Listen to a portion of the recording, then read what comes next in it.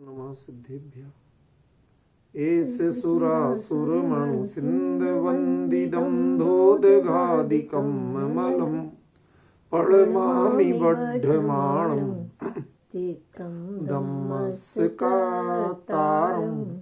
शेषे पुण्यतीर्थयरे ससौ सिद्धे विशुद्धसा भावे समणे अणाणदंसं चरित तव वीर्यायारि ते सौवे समगम पातेगमेव पातेगम वन्दामि अवट्टन्ते अर्हन्ते मानुषे खेते केच्चारिहन्ताणं सिद्धाणं तैणमो गणहराणम् अज्झावैवगाणं साहूणं चैव सौवेसिं तेसिं विशुद्धदंसं नाणपहाणासमं समासेज्य ओवसंपयामि सम्मं जतोणिवाण संपत्ति। प्रवचन सार परमागम चरणानि योग चूलिका महाधिकार गाथा 227 पृष्ठ 438। जस अणेषणमप्पा तम पितवो तप्पडिच्छगा समणा अण्लं भिक्षमणेषण मधते समणा अणाहारा। जो पिछली गाथा में बात की थी आचार्य देव ने कि युक्ताहार विहारो, अपन ने युक्ताहार विहार का क्या अर्थ किया था कि ना वो आहार करते हैं ना विहार करते हैं, क्योंकि जो मुनि धर्म के उपयुक्त आहार विहार है वो तो उपयुक्त आहार विहार है, वह युक्त आहार विहार नहीं। युक्त आहार विहार में तो अपने स्वरूप से जुड़ेंगे, पर से जुड़ेंगे ही नहीं। जब पर से जुड़ेंगे नहीं तो पर का आहार कैसे करेंगे, वो पर में विहार कैसे होगा। यही बात आई थी। उसी बात को आचार्य देव स्पष्ट कर रहे हैं कि जस जिसके अप्पा आत्मा अणेषण ऐषणा रहते, किसी भी प्रकार की इच्छा से रहते, तम्पी तवो, और ऊपर से क्या है उसके भी तप होता है। देखो ये परस्पर विरुद्ध बातें हैं। तप किसे कहते हैं? इच्छा का निरोध करना तप, तो उसके लिए इच्छा होना चाहिए ना भाई। जो बीमारी है ही नहीं तो दवाई काहे की? आप कहें कि क्या करें, दवाई खा रहे, काहे की दवाई? कुछ नहीं, ऐसे ही खा रहे, कह सकते हो क्या? तो आचार्य ने एक बड़ी विचित्र स्थिति यहां प्रस्तुत की है, बहुत मननीय है। वो क्या कहते हैं कि जिनके तप माने इच्छा तो है नहीं और तप होता है। जब इच्छा नहीं होती तो निरोध किसका करते? तप काय का होता है? एक अंतर विरोध हुआ कि नहीं? अपनी बात अपने से ही कट रही, ऐसे विरोध की स्थिति बता रहे। फिर कहते हैं तप पडिच्छगा समणा, और उसको प्राप्त करने की इच्छा वाले श्रवण होते। माने यदि उनको कहा भी जाए कि कर क्या रहे, कि उसको तप रहित स्वरूप जो है, इच्छा रहित स्वरूप जो है, उसको प्राप्त करने की इच्छा कर रहे हैं, कोशिश कर रहे हैं। समझ गए? तो अण्णम भिक्षमणेषणम, इसलिए अन्य किसी भिक्षा की अन्वेषणा हो जाती हो, इच्छा नहीं होती, भिक्षा का प्रयत्न ही नहीं करते। अधते समणा अनाहारा, इसलिए वे श्रमण अनाहारी होते हैं। अभी विहार की चर्चा नहीं की, मात्र आहार का स्पष्टीकरण कर रहे हैं। कल भाई विपिन जी पूछ रहे थे इस बारे में, वह विषय कितना खुल के आ रहा है। अब देखिए, ये चर्चा की नई शुरुआत भी है,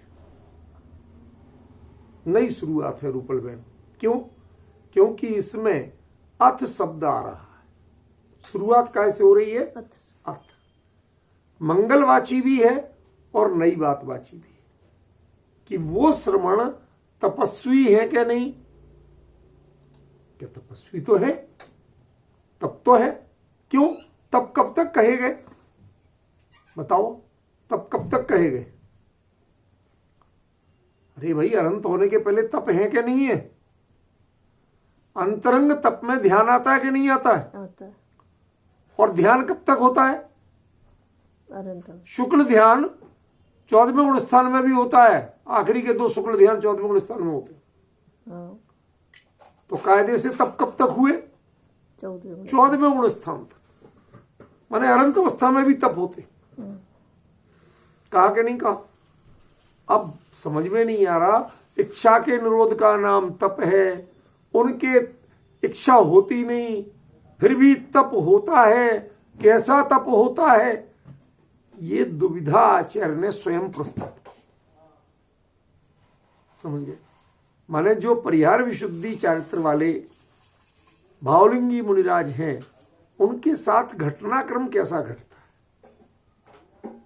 कहते तप तो उनके है, माने इच्छा का निरोध तो होता है, लेकिन समस्या क्या है कि इच्छा होती नहीं। तो जब इच्छा होती ही नहीं है तो निरोध किसका करते? एक पूर्वापर विरोध आया।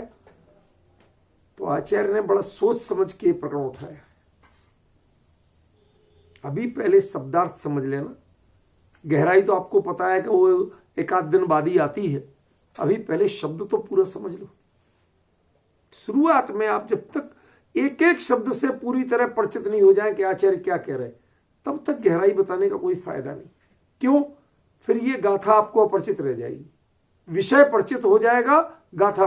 मेरा पहला फोकस होता है कि आपको गाथा का एक एक शब्द आपका अपना बन जाए, वो हिंदी से भी सरल हो जाए आपके लिए, कहीं कोई कठिनाई ना बचे।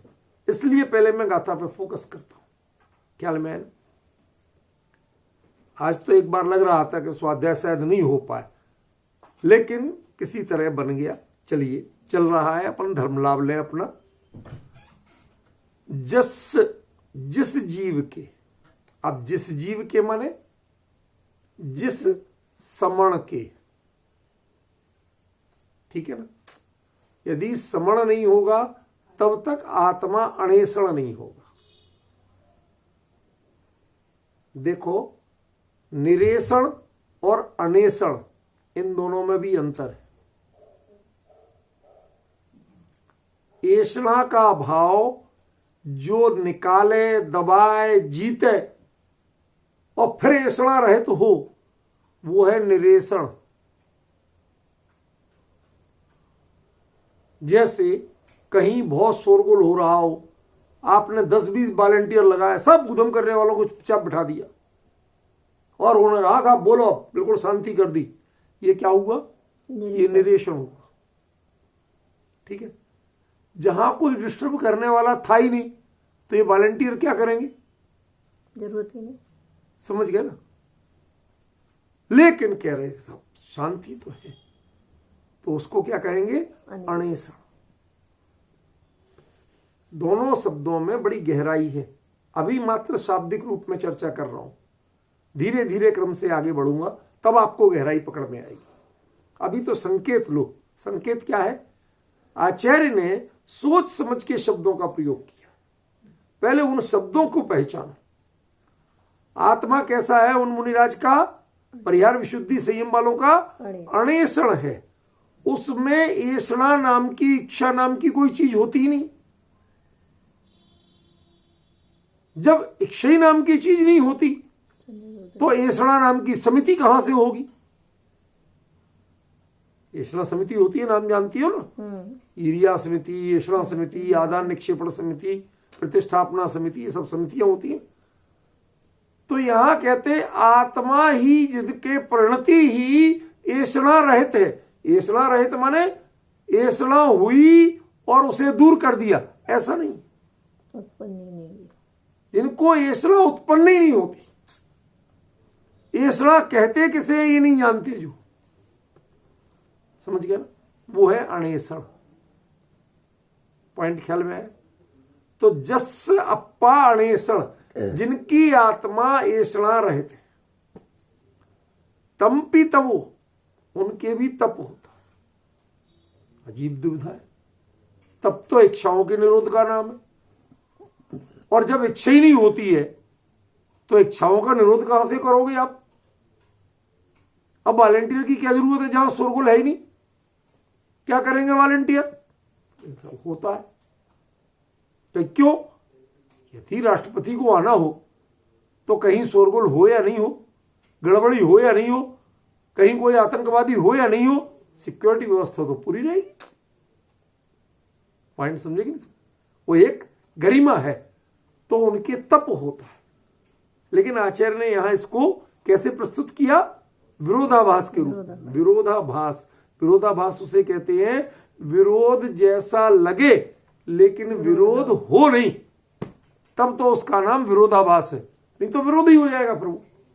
ख्याल में ना? तो जिनकी आत्मा ऐषणा से रहित है उनके भी तप होता है। आप मतलब यदि थोड़े साहित्य की रुचि वाले हों तो शायद विरोधाभास अलंकार का इससे बढ़िया आध्यात्मिक दृष्टांत नहीं हो सकता। लोग विरोधाभास क्या कहते थे कि पूर्णमासी की वो अमावस की रात में भी हमें पूरा चांद दिख रहा है। श्रृंगार रस वाले कवि, उसे नायिका दिख रही है, समझ गया ना, कि अमावस की रात में भी हमें पूरा चांद दिख रहा है। वो ऐसे विरोधाभास तो हमने बहुत सुने थे, संसार के, विषय भोग के, चापलूसी के। ये क्या है? चापलूसी तो है। अरे वो अमावस की रात के अंधेरे में तेरे वो नायिका तो तुझे दिखेगी नहीं। ये तो जबरदस्ती के किस्से कहानी गढ़ रहा है तू। देख के बता दे तो जाने। बिल्ली हो तो भले ही दिख जाए, बिल्ली जैसी आंखें नहीं होंगी तो नहीं दिखेगा तुझे। समझ गए ना? अब मर्म समझने की कोशिश करिए कि ये चापलूसी है, तुझे दिख नहीं रहा फिर भी उसको खुश करने के लिए बोल रहा है। संसार में कवि लोग जो विरोधाभास की चर्चा करते हैं वो क्यों करते हैं? सांसारिक क्षुद्र स्वार्थों की पूर्ति के लिए। वो बिल्कुल झूठा होता है, वैसा होता कुछ नहीं है, लेकिन बोलते हैं चापलूस बन के। यहां देखिए, यहां किसकी चापलूसी है?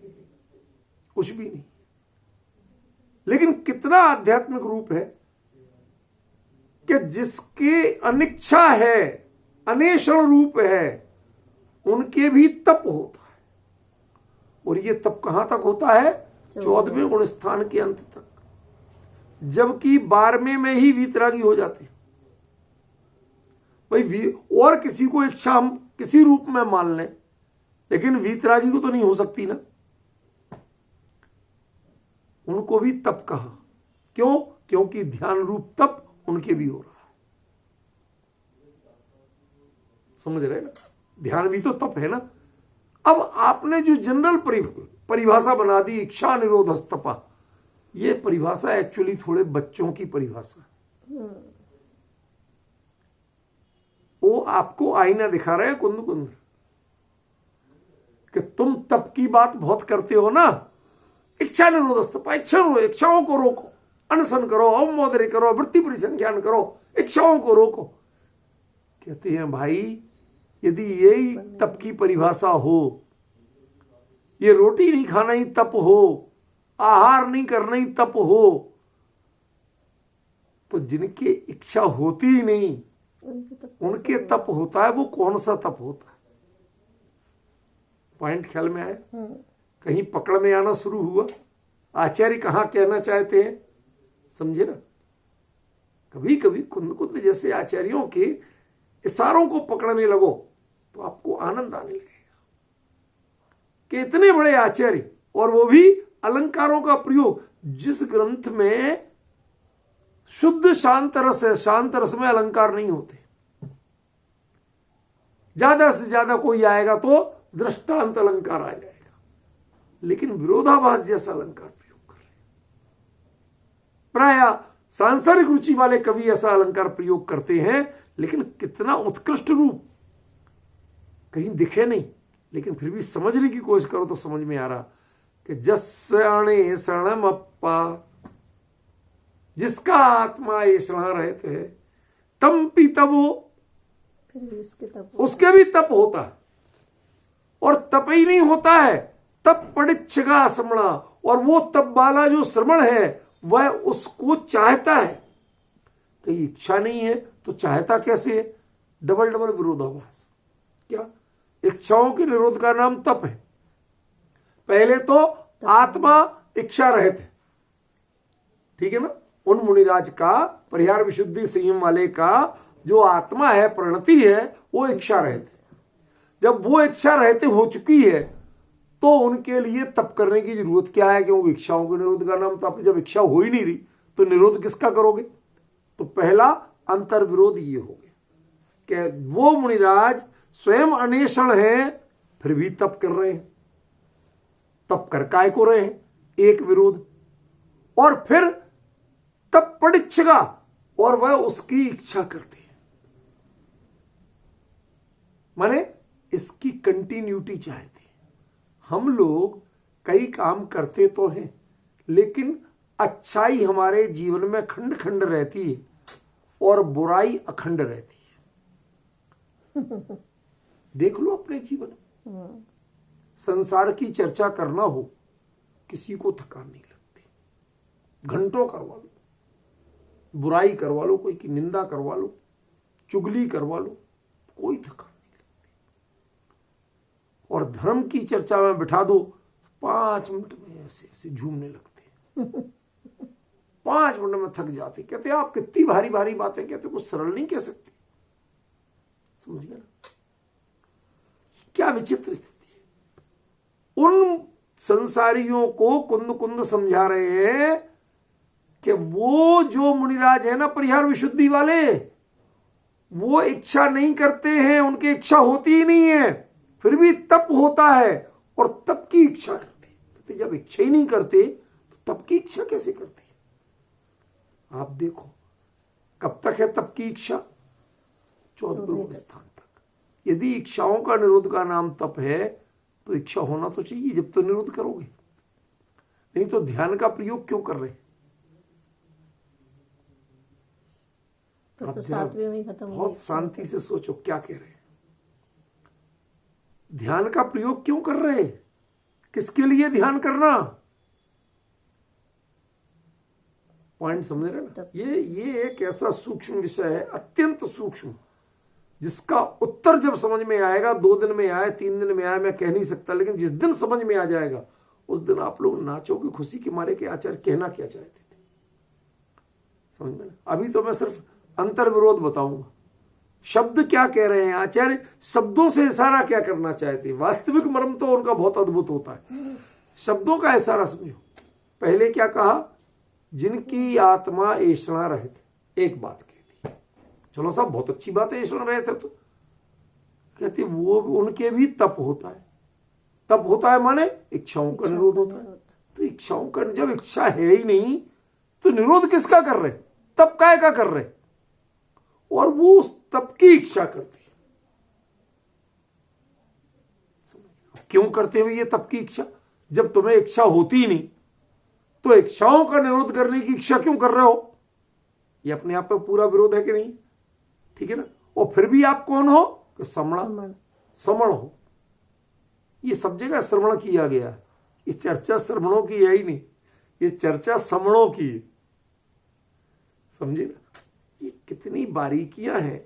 यदि आप उस भाषा को मूल से बारीकी से नहीं समझोगे और उन आचार्य के हृदय के भाव को नहीं समझोगे तो अर्थ करने में ऐसी चूक होनी है, गारंटी से। कोई नहीं बचा सकता आपको। समझे? फिर क्या कहते हैं? अर्णम भिक्षमणेषण, वो अन्य किसी भिक्षा की ऐषणा नहीं करते। तप की तो इच्छा करते हैं, लेकिन वो जो इच्छा उनकी बची भी एक तरह से कहे ना, तो वो तप के इच्छाओं के निरोध की इच्छा करते हैं, अन्य किसी भिक्षा आदि की इच्छा नहीं करते। अधते समणा अनाहारा, इसलिए वो श्रमण अनाहारी होते हैं। अब जरा सोचिए शांत प्रणति से, कल अपनी चर्चा में, परसों अपनी चर्चा में क्या आया था? जुत्ताहार विहारों का क्या आया था कि वो कोई आहार नहीं करते, वह किसी भी विधि से आहार नहीं करते। आया था कि नहीं आया था? बताइए आप लोग, आया था? वो ऐसा लिखते हुए भी जो चर्चा अपनी आई उसको प्रमाणित कर रहे हैं आचार्य देव कि वो श्रमण अनाहारी होते। क्यों होते हैं अनाहारी? क्या जिसको जो आहार आप जानते हो, जिसको आप आहार कहते हो, उस आहार की तो उन्हें इच्छा होती ही नहीं है। मैंने क्या कहा था आपको? परिहार विशुद्धि संयम वाले कभी आहार करते ही नहीं है, और जब आहार करते हैं जो उनके उपयुक्त आहार होता है, वो उपयुक्त आहार करने वाले परिहार विशुद्धि संयम में नहीं रहते, वो छेदोपस्थापना में आ जाते। छठवां गुण स्थान की बात मत करो, छेदोपस्थापना में। अभी अपन चारित्रों की बात कर रहे हैं, चारित्र के क्रम की बात करो, गुण स्थान की बात मत करो। समझे? वो कहां आ जाते हैं? छेदोपस्थापना चारित्र में आ जाते हैं, वो परिहार विशुद्धि में नहीं बसते। यदि आहार का विकल्प भी है, बिल्कुल शुद्ध आहार लें, बिल्कुल मर्यादित आहार लें, किसी तरह का कोई दोष नहीं लग पाए, बिल्कुल मुनि धर्म के अनुरूप हो, तो भी ध्यान दीजिए, तो भी वह कैसा है? वो मुनिराज, परिहार विशुद्धि चारित्र वाले मुनिराज अनाहारी ही होते हैं, वो आहार ग्रहण नहीं करते। ख्याल में ना? उनके व्यक्ति, तो आपने कैसे कहा था? जुत्ताहार विहारो कहा था ना पिछली गाथा में। अब समझो कि उस आहार का अर्थ अनाहार कैसे था। आचार्य स्वयं अगली गाथा में, मैंने कहा था ना, इस गाथा से लौट के उस गाथा पे जाना पड़ेगा, बताया था आपको। मैंने कहा अगली गाथा का लिंक अभी इस गाथा का छूटेगा नहीं, नई बात शुरू कर रहे, लेकिन वो नई बात ऐसी नई नहीं है। यहां पर असल में दो बार तो विरोधाभास अलंकार का प्रयोग कर रहे हैं आचार्य देव, और एक अलग ढंग की युक्ति दे रहे हैं, और उस युक्ति से सिद्ध कर रहे हैं कि वो श्रवण अनाहारी ही होते हैं। जो युक्ताहार माने भिक्षा रूप आहार जिनके नहीं होता, वो युक्ताहार। भिक्षा रूप आहार जो होता है वो उपयुक्त आहार। स्पष्ट हो गई बात, समझ में आया? मैं किसी सज्जन को जानते ही नहीं, कभी जीवन में परिचय नहीं हुआ, उन्होंने आज ये कमेंट्स लिख के भेजा, कहते भाई साहब ये युक्ताहार और उपयुक्ताहार ये आज मैं जीवन में पहली बार समझ में आया, हम इस दृष्टि से कभी देखे ही नहीं थे। और ये बात कुंद कुंदाचार्य स्वयं अगली गाथा में सिद्ध कर रहे। मतलब ये कोई अपना बड़ा बुद्धि कौशल नहीं है, ये तो भैया हमारी बुद्धि भगवान के आचार्यों के जो वचन है उनके अनुरूप बनी रहे, बस इतना ही अपने को सफल मानना, अकड़ना मत कि मैंने सही अर्थ किया ना। हमारा सौभाग्य है कि हमारी बुद्धि ज्ञानियों के अनुसार चल रही है, सही समझ आया, बस हम समझ गए ना, ये सौभाग्य मनाओ। कहीं भटक गए होते तो कहां से कहां पहुंचे होते पता नहीं चलता। समझ गए ना? आज तक मैंने युक्ताहार जो जुत्ताहार विहारों का अर्थ जो है सबका यही सुना, हर किसी बड़े मुमुक्षु या नॉन मुमुक्षु सब विद्वानों से यही सुना कि जो मुनि धर्म के अनुकूल आहार करते हैं, उनके अनुकूल विहार करते हैं, और शुरुआत से अपना इसी बात पर फोकस रहा कि ना आहार है ना विहार है, क्योंकि ये युक्त है, ये उपयुक्त नहीं। बताया था, चीज क्लियर हो रही। अगली ही गाथा में आचार्य स्वयं बोल रहे, आप यदि ज्ञानी के हृदय में बैठे हैं तो आप आगे क्या होगा इसका भय छोड़ दीजिए, भय छोड़ दीजिए, कोई बात विपरीत आने वाली नहीं। जो आप अर्थ समझ रहे हैं वही आएगा, दूसरा आएगा ही नहीं। समझ में? देखो ऐसा होता है, मैं आपको बता रहा हूं थोड़ा जानकारी के लिए। कई बार मां जो होती ना, मां, बेटा कहता मुझे बिल्कुल भूख नहीं है, खाना ही नहीं है, मैं खा के आया हूं, पिता कभी कभी बोलता क्यों जिद कर रही हो उससे, जब वो कह रहा है कि खा के आया है, तुम्हें पता वो कुछ खा के नहीं आया। अच्छा मेरे फ्रेंड से बात कर लो, उसके साथ खाया, लो आप बात करा दे। तो वो कह तो रहा है, सारे प्रमाण दे रहा है, तुम्हें पता है कुछ, तुम जानते हो, मैं जानती हूं, बेटा मेरा है। नहीं मानती, और निकलता क्या है, वही निकलता है, वही निकलता है। थोड़ी देर बाद रात को जब देखा कि मां सो गई, ऐसा वो एक्शन करती है, ठीक है ना, चुपचाप सांस दबाए पड़ी रहती है। अब देखता है बेटा धीरे से किचन में जाके कुछ ढूंढ रहा है, तो वो पीछे से जाके थाली निकाल के देती है, ले भैया लगी रखी तेरे को। डिफरेंस समझे ना क्या? वो चीज जब वो थाली निकल के आती है, तब वो थाली उत्तर देती है कि सही कौन बोल रहा था और सही कौन समझ रहा था। डिफरेंस ये जब अगली ही गाथा में लिखा हुआ वही मिलता है तो समझ में आओ, तब समझना आपके आप ज्ञानियों के हृदय के नजदीक हो, उनके अभिप्राय के नजदीक हो, आपको ढूंढ के नहीं लाना पड़े। मैंने ये प्रमाण तो नहीं दिया था आप लोगों को, सच बताऊं तो मैंने भी नहीं पढ़ा था। मुझे सिर्फ कल जो कहा था वो एक आभास था, मैंने पढ़ के नहीं कहा था कि अगली गाथा में जो बात आएगी उससे पिछली गाथा को आपको पढ़ना पड़ेगा। और मैं आप जिनवाणी को साक्षी करके कह रहा हूं, मैंने एक अक्षर अगली गाथा पढ़ी नहीं थी। ये कोई अपनी महिमा होता नहीं, बता रहा हूं, मेरे को अपने हृदय में दृढ़ विश्वास रहता है कि जो अपन अर्थ कर रहे हैं ज्ञानियों के अभिप्राय के अनुसार कर रहे हैं, तो आगे ज्ञानी आप उसी अभिप्राय की पुष्टि करेंगे, वो अपने अभिप्राय के विपरीत नहीं जा सकते। और लगातार वही मिल रहा है, कहीं भी अभी तक एक अक्षर विरोध नहीं मिला। जो अर्थ आप कर लो वही अर्थ अगली गाथा में आचार्य पुष्ट कर देते। और मैं अपने आप को परखता हूं, मैं डर के मारे अगली गाथा नहीं पढ़ता।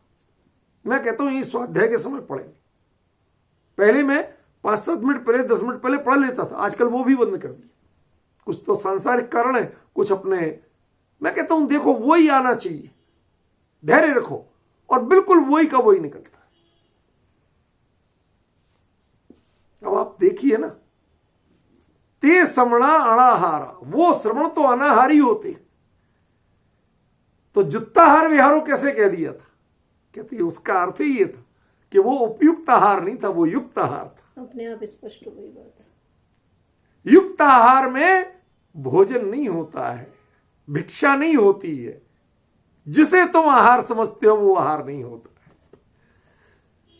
परिणति अपने गायक में जुड़ करके जो तृप्ति लेती है वो वाला आहार होता है, निजानंद का आहार होता है, उसमें भोजन का आहार नहीं होता। 40 दोष टाल करके आहार नहीं होता है वो। क्यों? क्योंकि उस आहार में कोई दोष होते ही नहीं है, टालेंगे क्या? मेरा प्रश्न समझ में आया कि नहीं है?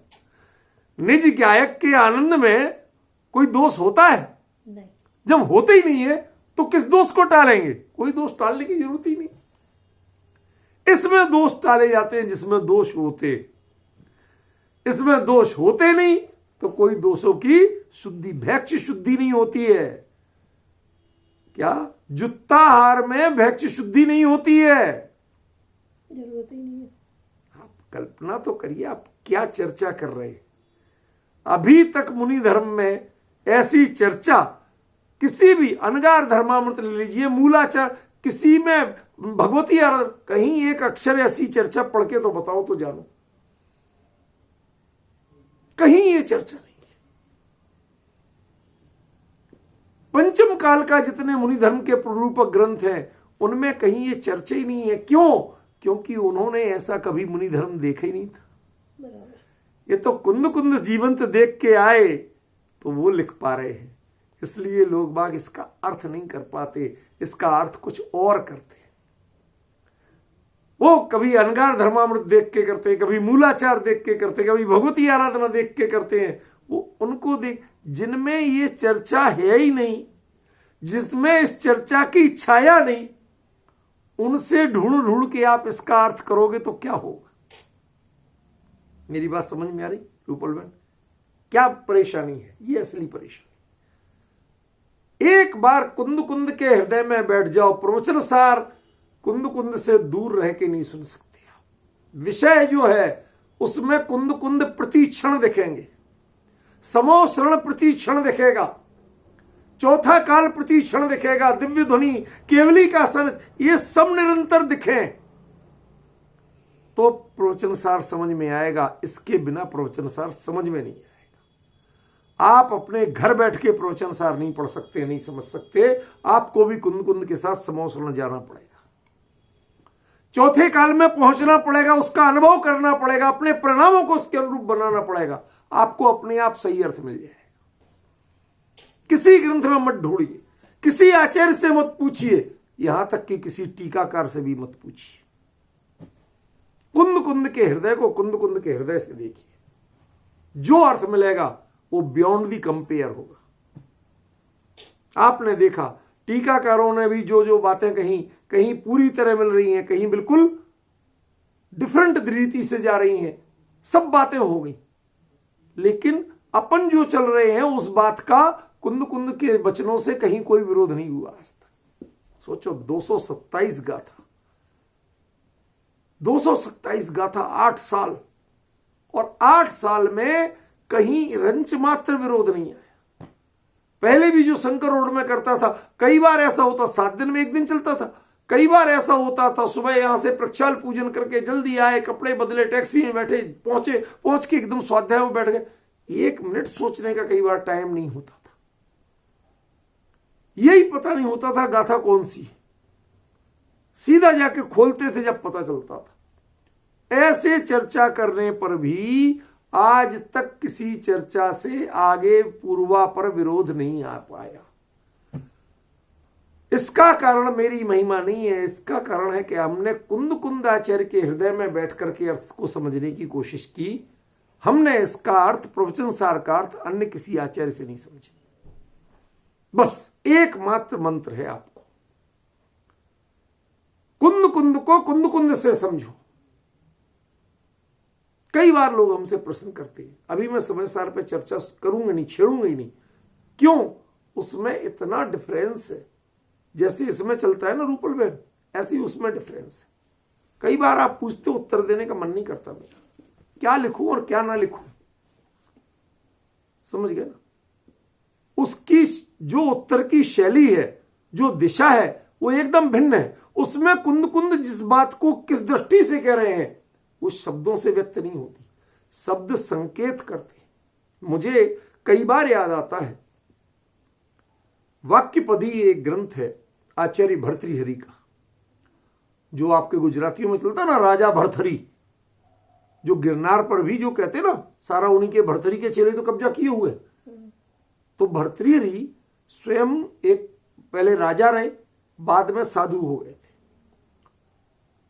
अन्यमति साधु, और होने के बाद उन्होंने जो कुछ साधना की उसके बारे में तो मैं कुछ नहीं कहना चाहता, लेकिन उन्होंने वाक्यपदी नाम का एक भाषा शास्त्र का अद्वितीय ग्रंथ लिखा, समझ में? उसमें प्रकरण ऐसा आता, अनर्थ का ही शब्द, शब्द द्योतक है कि वाचक है, यह प्रश्न है उसमें। वो कहते हैं शब्द वाचक नहीं है, द्योतक है, वो संकेत करते हैं, वो किसी अर्थ को व्यक्त नहीं करते, इसलिए अनर्थ का ही शब्द, शब्दों का कोई अर्थ होता ही नहीं, संकेत होता है। वो ज्ञानी वक्ता क्या कह रहा है, ज्ञानी का अभिप्राय क्या है, जो उनका प्रयोक्ता है उसका अभिप्राय क्या है, वही शब्द का अर्थ। उसके संकेत को तुम समझ पाए तो अर्थ अर्थ है, वरना शब्द तो अनर्थक है, अर्थ होते ही नहीं। अब बताइए, युक्त आहार विहार वाला श्रवण होता है और उसका अर्थ वह बिना आहार वाला श्रवण होता है, ये कर रहे थे अपन, कर रहे थे कि नहीं? और अगली गाथा में आचार्य वही का वही कह रहे, समणा अनाहारा, वो तो बिना आहार वाला होता, तो अभी युक्ताहार वाला क्यों कह रहे थे?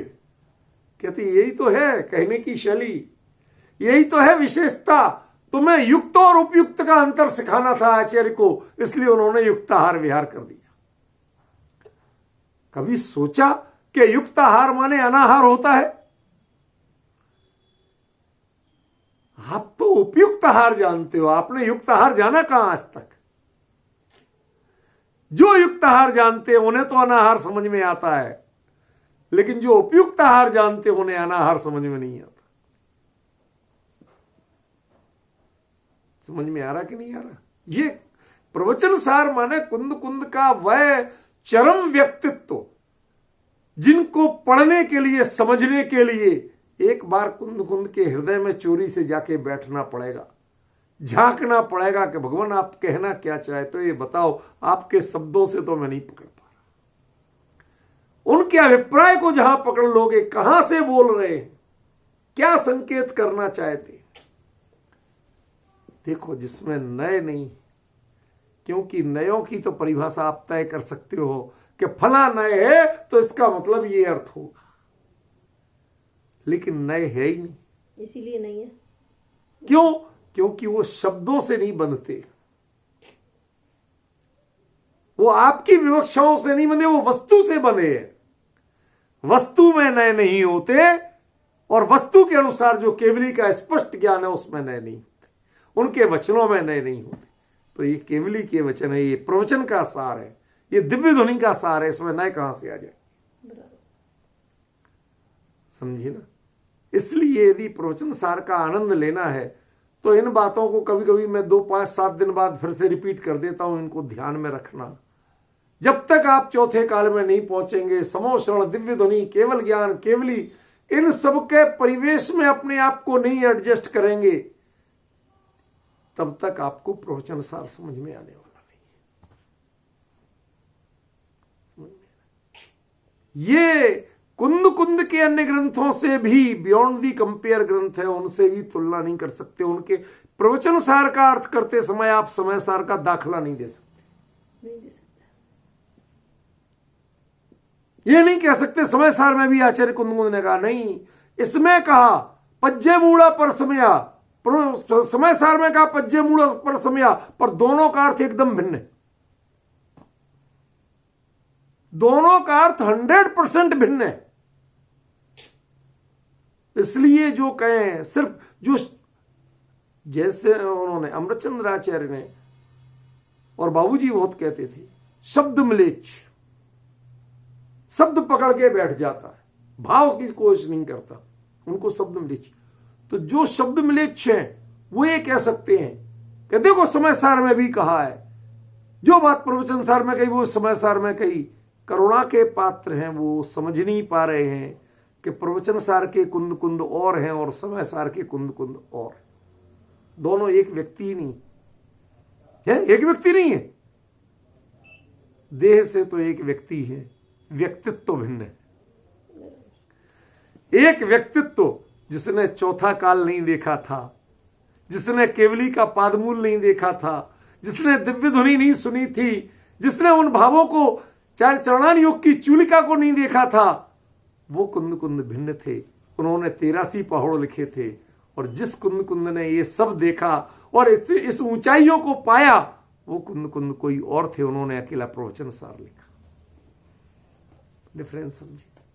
इसलिए मैं आपसे कहता हूं बारंबार, कुंद कुंद को पहचानो। समय सार के कुंद कुंद और हैं और प्रवचन सार के कुंद कुंद और हैं। कभी कभी लोग जब बोलते हैं तो बड़ी करुणा आती है, उनके भाग्य पर भी तरस आता है, जिनको प्रवचन सार स्थूल ग्रंथ लगता है, प्रमाण का ग्रंथ है, ज्ञान प्रधान ग्रंथ है। ये जो चर्चा करते हैं बड़ी दया आती है, समझ ही नहीं पाए बेचारे प्रवचन सार है क्या। समझ गए ना। इसके आगे तो समय सार, नियम सार सब बहुत पीछे रह जाते हैं, बहुत पीछे रह जाते। ये मतलब टॉपेस्ट। क्या बहुत समय पहले रीडर डाइजेस्ट जो एक पत्रिका आती है, इंटरनेशनल जर्नल है, उसमें एक चित्र छपा था कवर पेज में।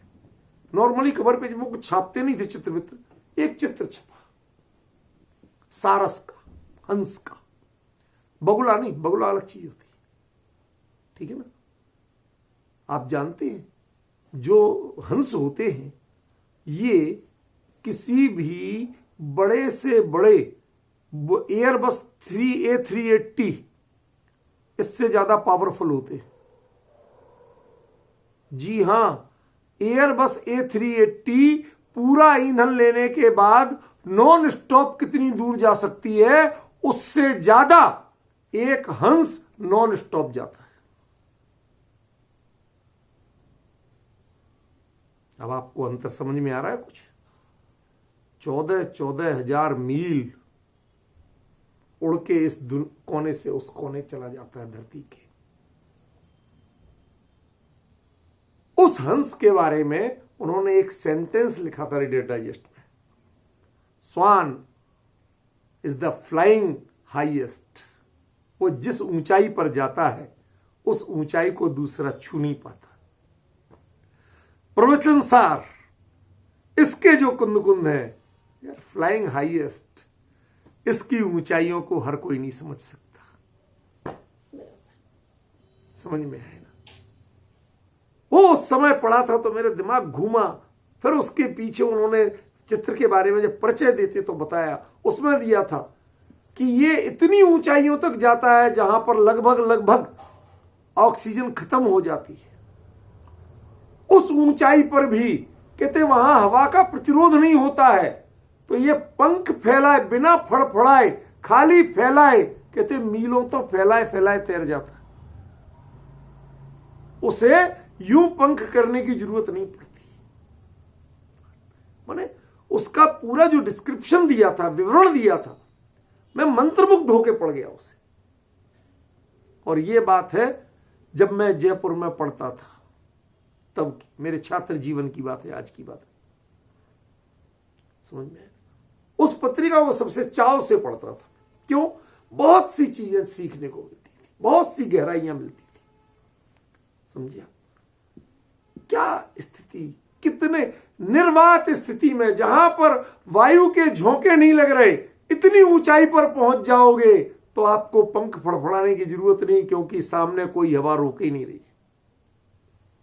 तैरते चले जाओगे, फिर उड़ना नहीं पड़ेगा, तैरना पड़ेगा। तैरना भी पड़ेगा नहीं, पंख फैले बस इतना ही बहुत है। ऐसे प्रवचन सार को यदि समझना है तो आपको इस ऊंचाई पर पहुंचना पड़ेगा जहां पर एक नए का दूसरा नए विरोध कर सकता है, लेकिन केवली के ज्ञान का और केवली की वाणी का कोई विरोध नहीं है। उसकी कोई प्रतिरोधक शक्ति नहीं होती है, कोई प्रतिद्वंदी नहीं होता उसका। हर नए का प्रतिद्वंदी है, लेकिन केवली के ज्ञान, केवली की वचन, इनका कोई प्रतिद्वंदी नहीं होता है। ये तो अपने आप में परिपूर्ण होते हैं, इनमें फड़फड़ाने की जरूरत नहीं है। कोई प्रयास मत करो, इनकी धारा के साथ बहना सीख लो, बस प्रवचन सार समझ में आ जाएगा। और जब तक नए विवक्षा, प्रमाण विवक्षा, तर्क शास्त्र, प्रमाण, दूसरे ग्रंथों के उद्धरण, ये सब के चक्कर में पड़ोगे, प्रवचन सार समझ में नहीं आएगा। मुझे पता है कई लोगों को बहुत इन जो ये चर्चा चलती है, उनको कई अरे साहब पता नहीं क्या बोलते हैं। मेरे से कहा, लोगों ने बताया, अरे आप पता नहीं क्या बोलते हो, इस पर क्या कहते हो। भैया कुछ नहीं कहते हैं, शांति से सुनो। एक बार नहीं, एक चर्चा को आप कम से कम 25 बार सुनो, आपको समझ में आने लगेगी। जो अभिप्राय है उसको नहीं पकड़ते आप शब्दों को पकड़ते हो। मेरी इस चर्चा में ज्यादातर मैं वीडियो क्यों पसंद करता हूं, बिना वीडियो के क्यों पसंद नहीं करता? क्यों? वो आपको एकाग्रता, कई चीज संकेत से समझ में आएगी, कई चीज शब्दों से समझ में नहीं आएगी। बहुत से लोग कहते हैं आपके ऑडियो सुनते हैं वो उतनी स्पष्टता नहीं होती है, सामने सुनते हैं तो स्पष्टता होती है। ये डिफरेंस आता है ख्याल में। गुरुदेव श्री को जो सामने सुनते थे उनके परिणामों की जाति भिन्न थी, और आज जो उनके ऑडियो और लिखे लिखे प्रति शब्द प्रति पंक्ति भी जो आने लगे हैं, उनको पढ़ तो लेते हैं, लेकिन जो गुरुदेव श्री के सामने लोगों के परिणाम होते थे, जी प्रभु, जो अंदर से निकलता था, आज वो सुन लेते हैं, एक बार किसी के मुंह से नहीं निकलता।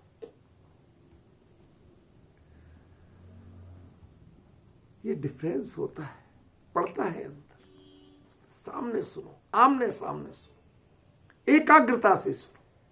ख्याल में उतनी एकाग्रता लोग नहीं दिखाते, इसलिए मैं किसी को ज्यादातर सामने नहीं रखता, और कोई बात नहीं। इसमें चाहिए 100% कंसंट्रेशन। क्या कह रहे हैं आचार्य देव? कल्पना करिए, युक्ताहार का अर्थ अनाहार करते हुए कई बार मैं अपने आप में थोड़ा सा डरता हूं कि तुमने आगे देखा नहीं, पीछे देखा नहीं, कहीं कुछ आचार्य ने और कुछ कह दिया तो जो होगा देखा जाएगा। भाई अपनी गलती मान लेंगे, उसमें कौन सी आफत है। यहां कोई मान कषाय लेके थोड़ी बैठे। भाई कांटा और गलती जितनी जल्दी निकल जाए उतना अच्छा, पीड़ा कम होगी। जितना ज्यादा रहेगा उतनी पीड़ा ज्यादा है। तो हमें तो खेद है ही नहीं, निकल जाए तो और अच्छा। बताओ भाई साहब आपकी गलती है, मैं मान लूंगा। लेकिन कुंद कुंद कहते हैं कि बेटा तुमने बिल्कुल सही कहा था। युक्ताहार का अर्थ अनाहार होता है। अगली ही गाथा में, एक गाथा का सब्र नहीं हुआ, अगली गाथा में कह दिया कि अर्णम भिक्ष मणे सद, अन्य किसी भिक्षा की खोज ही नहीं करते हो, जानने ही नहीं चाहते कि और कोई भिक्षा होती भी है, ली जा सकती है, उसकी विधि क्या होती है, विकल्प नहीं करते। अदते समणा अणाहारा, इसलिए ये मंगल रूप, अद माने ये नई बात तो है लेकिन उससे ज्यादा मंगल रूप है। कल्पना करिए कुंद कुंद आचार्य क्या कह रहे। स्वयं एक भावलिंगी उग्र पुरुषार्थी वर्धमान चारित्र के धनी मुनिराज, वो जब किसी के ते समणा अणाहारा के साथ अध जोड़ते हैं तो क्या कह रहे हैं, वो मंगल रूप है, वो श्रवण मंगल रूप। एक मुनिराज को दूसरे मुनिराज मंगल रूप लगे, उनका स्मरण, उनकी चर्चा, उनके दर्शन मंगल रूप लगे, अपने अभ्युदय के कारण लगे।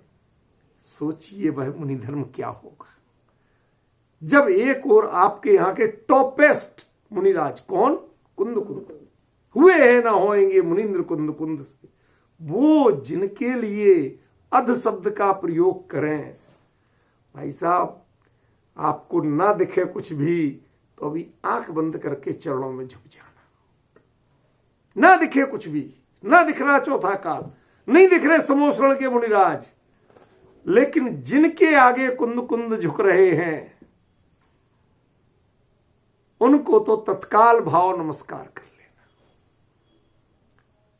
बहुत दिन हुए, कुछ साल हो गए होंगे, रूपल बहन एक सही घटना हुई। बच्चों ने जिद की कि डैडी डैडी, बड़ी बिटिया आई थी, कहती डैडी एक पिक्चर देखो, थोड़ी देर एक सीन देख लो। तो बच्ची का मन रखने के लिए देखने लगा। तो उसमें कोई एक योद्धा था और सामने कोई मुगल कोई होगा नवाब टाइप कोई ऐसा, तो बड़ा सूरवीर और क्रूर टाइप का था। तो उसने शर्त रखी कि यदि तुम 100 योद्धा भेजो और मैं अकेला 100 के 100 को हरा दूं, तो कहता मैं तुम्हारे लिए तुम जो चाहते हो वो कर लेने दूंगा, तुम्हारी बात मान जाऊंगा। तो वो अपने चुने हुए 100 योद्धा भेजता है और 100 एक तरफ से आके उस पर आक्रमण करते हैं। वो अकेला, वो सब कोई घोड़े पे, कोई कैसे आ रहे, और वो जमीन पे खड़ा, और वह अकेला जब 100 से जीत जाता है तो वो जो इतना बड़ा अपने आप को 30 मार्का समझता था, वो उसके चरणों में यूं झुकता है। ये बड़ी बात नहीं है। इसके साथ देखने वाली बात होती है कि उसकी जो हजारों सेना है, सैनिक जो उसको मारने को तैयार थे, वो उसके चरणों में झुक जाते हैं। अब डिफरेंस ख्याल में है ना। जब ये उनका बादशाह जहां झुक रहा है तो उसके बाद उन्हें तर्क करने की जरूरत नहीं है। अब एक ही रास्ता है, तुम्हारी यदि उसके प्रति विनय है, तुम उसके अनुयायी हो, तो तुम्हारे लिए एक ही रास्ता बचता है कि तुम उसके चरणों में झुक जाओ। अब तर्क मत करो, पूछो मत, ये मत कहो महाराज ये तो आपका दुश्मन था, आप हुक्म करो अभी इसका सिर उड़ा देते हैं, कुछ मत पूछो। समझ में?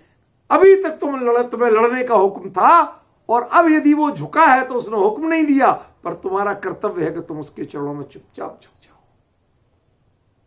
डिफरेंस ऐसे ही उन भावलिंगी मुनिराज परिहार विशुद्धि संयम के धनी हमने तो जीवन में देखे नहीं, यहां पंचम काल में वो दिखना नहीं कभी, लेकिन कुंद कुंद जब उनके लिए अध कहते हैं, मंगल रूप कहते हैं, उनका स्मरण करते हुए उनका रोम रोम पुलकित हो रहा है। अर्णम भिक्षमणे सद, अन्य किसी भिक्षा की खोजते ही नहीं। अन्य भिक्षा ले कौन? इसलिए वो श्रवण मंगल रूप हैं, वो अनाहारी होते हैं।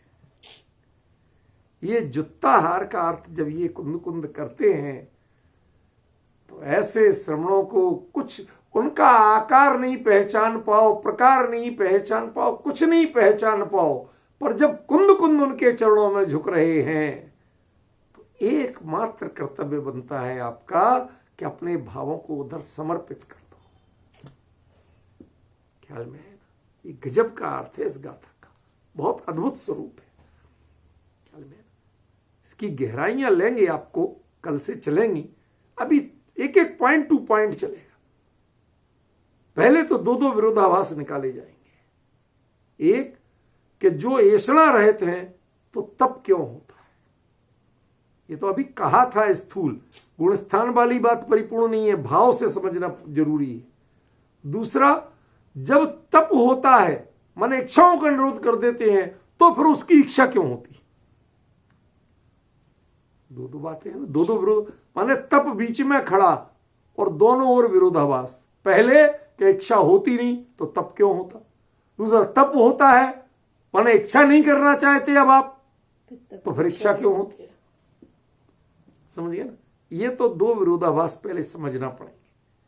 फिर उसके बाद अन्य भिक्षा को नहीं खोजते हुए, अन्य भिक्षा की इच्छा नहीं करते हुए, भाव ही नहीं जगते अन्य किसी भिक्षा के, किसके नहीं जगेंगे।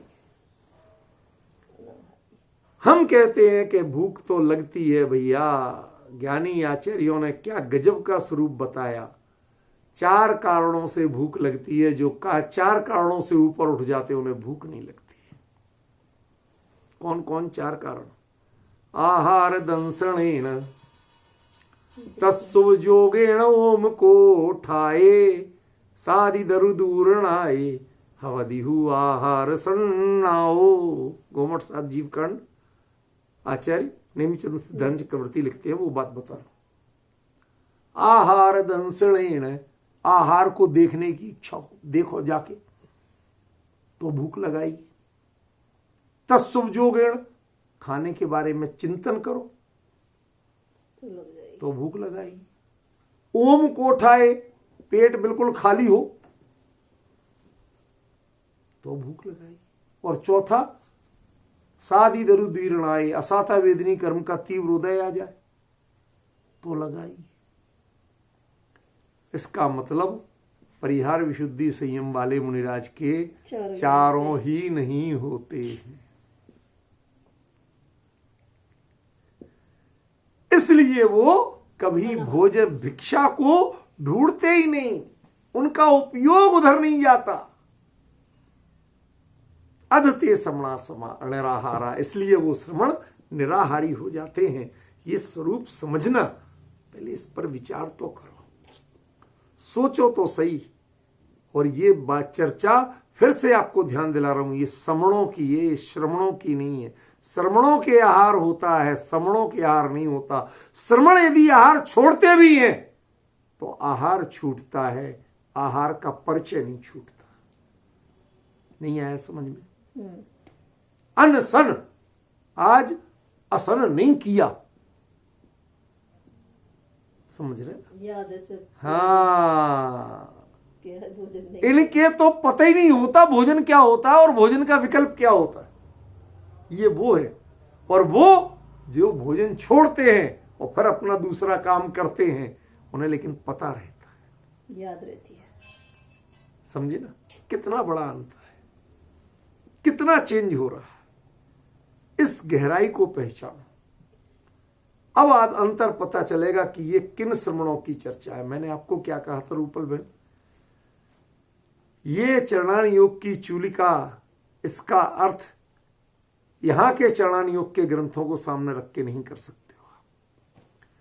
आपके यहां ही नहीं, अरे मुनि धर्म में जब चरणान योग आचार शास्त्र जहां पूर्ण हो जाता है, उसके बाद जो कलश स्थापित होता है उसका आधार इसमें वर्णित है। वो वर्णन है, ये मंदिर तक की बात नहीं है, शिखर की भी बात नहीं है, समझ गए ना। उस ऊंचाई को पंचम काल के जीव कभी जानते नहीं, किसी को ने देखा नहीं। कुंद कुंद देख के आए और आपको दिखा रहे हैं, अब आप ना देख पाओ तो ये तो आपका दुर्भाग्य है, ना समझ पाओ तो ये तो आपके भाग्य की महिमा है। कोई क्या कहे, किसको दोष दोगे आप, समझिए। समझ जाओ तो आपका सौभाग्य, और ना समझ पाओ तो टोडरमल जी लिखते हैं ऐसी बात, जैसे कोई किसी को, हमारे यहाँ बुंदेलखंड में कहावत चलती है, दाख पके तब काग के होए कंठ में रोग। हमारे पिताजी बहुत सुनाते थे। क्या दाख पके, दाख समझते हो, किशमिश, अंगूर जब पूरा पक जाता है, सूखने लगता है तो सबसे मीठा होता है, ठीक है ना। उसका जब पानी सूख जाएगा तो निचोड़ी अकेली मिठास मिठास रह जाएगी। तो दाख पके जब तक कच्ची होता है, अंगूर कच्चा होता है, खट्टा होता है, तब तक तो काग कौआ ठीक रहता है, लेकिन जब भी उसमें चोंच मारता है, मुंह ऐसा कर लेता है, क्यों, खट्टा होता है। लेकिन जब पकती है तो कौए के गले में रोग हो जाता है, वो बेचारा चोंच ही नहीं खोल पाता, खाएगा कैसे, समझ गया।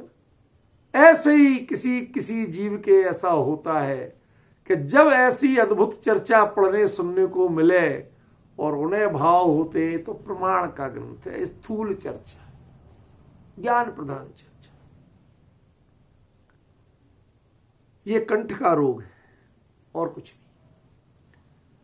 अरे तुम्हें तो हृदय को अपना खोल करके, दोनों बाहें पसार करके इसको स्वीकार करो, पहचानो। क्यों? क्योंकि एक दो दिन की बात नहीं है, 8 साल और 227 गाथा, आज तक एक अक्षर का विरोध पिछली चर्चा से अगली चर्चा का नहीं आ पाया, समर्थन ही मिला, विरोध नहीं मिला।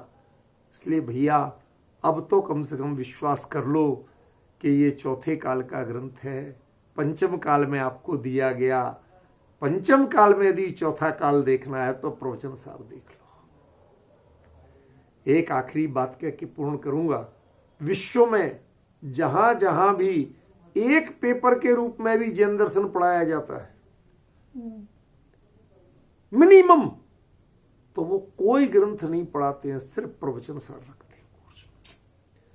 उन लोगों को जो जानते नहीं जैन धर्म, वो कहते हैं भाई साहब प्रवचन सार के अलावा पूरे जिनवाणी में जैन ग्रंथों में कोई दूसरा ग्रंथ नहीं है जिसको निर्विवाद माना जाए। जहां प्योर श्वेतांबरों का साम्राज्य है, वहां भी यदि अकेला एक ग्रंथ पढ़ाया जाना तो वो आचारांग नहीं पढ़ाते, प्रवचन सार पढ़ाते।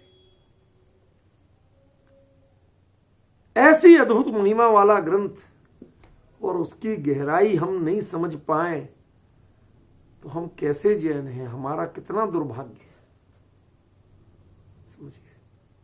जिस परिहार विशुद्धि संयम को हम परिभाषा पढ़ पढ़ के रट रट के परेशान हो जाते, समझ में नहीं आता, वो कुंद कुंद जीवंत दिखा रहे हैं और हम नहीं समझ पाए तो हमारा ही दुर्भाग्य। भैया इसको समझने की कोशिश करो।